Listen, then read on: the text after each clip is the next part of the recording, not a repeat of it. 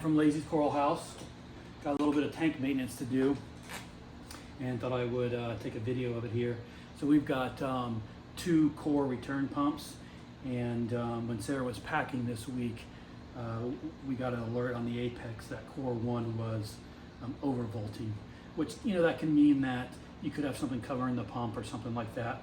So I came down and looked at it, and it wasn't pumping, and there wasn't anything obvious sticking in the pump or anything. So I turned it off and then back on. Did that a couple of times and wasn't able to get it started. So I just shut it off. These 2 pumps, I run each of these at 50%.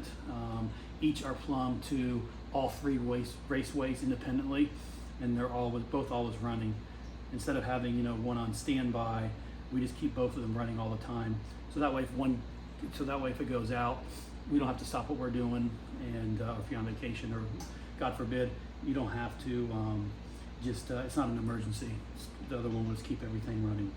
So I turned off this pump that was overvolting, and then I turned this one to 100%. So that way it was able to just kind of maintain and keep it all going. So now I want to take a look at it and see what's going on with it. I've got a spare just in case I need to replace it, but I thought we'd take a look at it here. So we got, I have silicone tubing, which makes it kind of nice because you can lift it up. And, you know, I can't really see anything in there, but I can't see in there really well, so we'll go ahead and just take this off.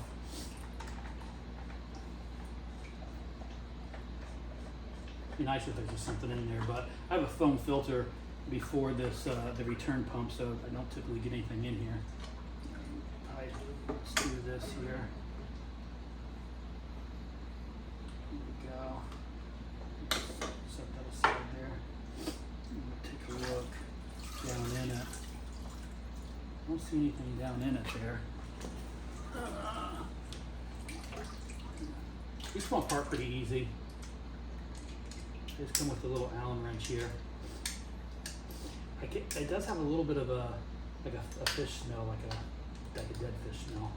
And I don't know if that's because it was just sitting here in the sump for the past week until I could get to it, or if there actually is something in here.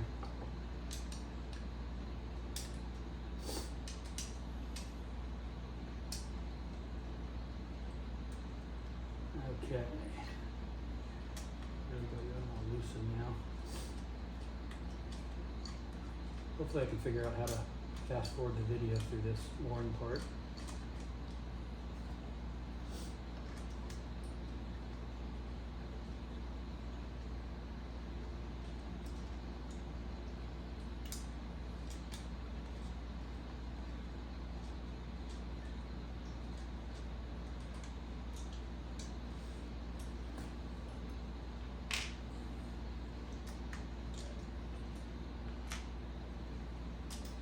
These core pumps have been really good to me. I've had these running now for, so we've been at this place for about 3.5 years, so they've been running for 3.5 years. I only cleaned them once, and that's when I replaced the sump last summer. I mean, they don't get dirty because I have a little pre-filter in the overflow, so they stay pretty clean. And the heaters, you know, the heaters are in here with it, so as they heat up, they really attract the precipitation that comes from dosing, so they don't really get any kind of like hardened carbonate or anything like that, which is nice. Okay, so everything looks normal. I don't see anything clogged in here. I mean, it is kind of dirty, and you know that hasn't been cleaned for a year, so that would make sense. So I think what I'm going to do is, I think I'm going to go ahead and just replace it since I got another one. I'll clean this one up and then test it and see if it works. Okay, let's get this up on the box here.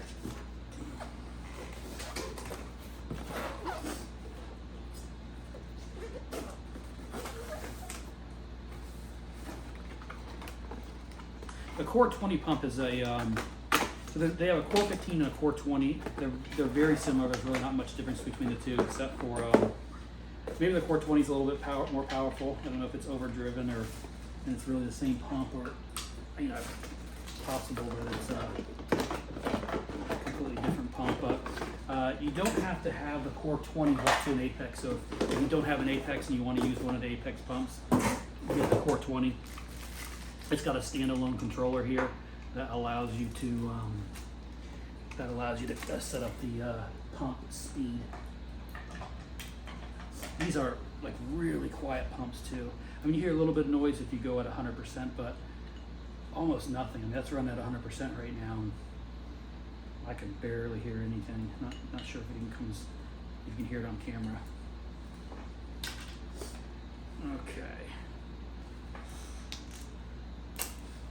You know, it could even be the controller that went bad. It could just be, it's not bad at all, it's dirty, but I may just try hooking this up to the existing controller rather than pull that out. I mean, it's not too difficult, but certainly do that.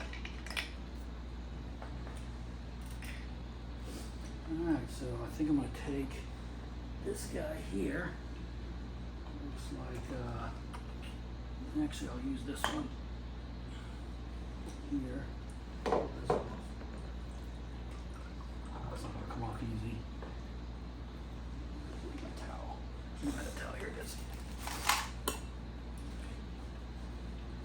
So it's gonna use part of the new.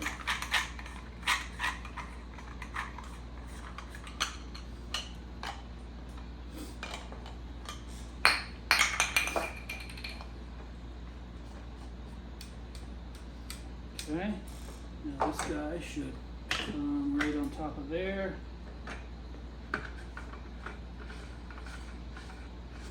Easy peasy.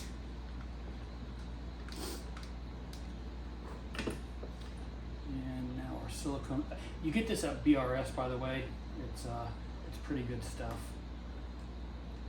Really makes it nice for this kind of thing. Look at my pliers. I don't have those handy.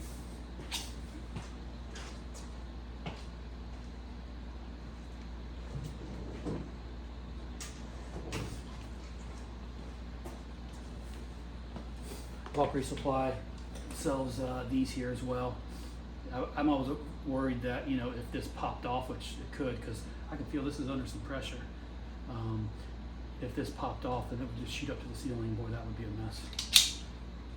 Not to mention, you probably lose some livestock if you weren't home to catch it for a while. So these are really nice. You just kind of crank on here. Okay, and you are all set now. Get this plate out of here.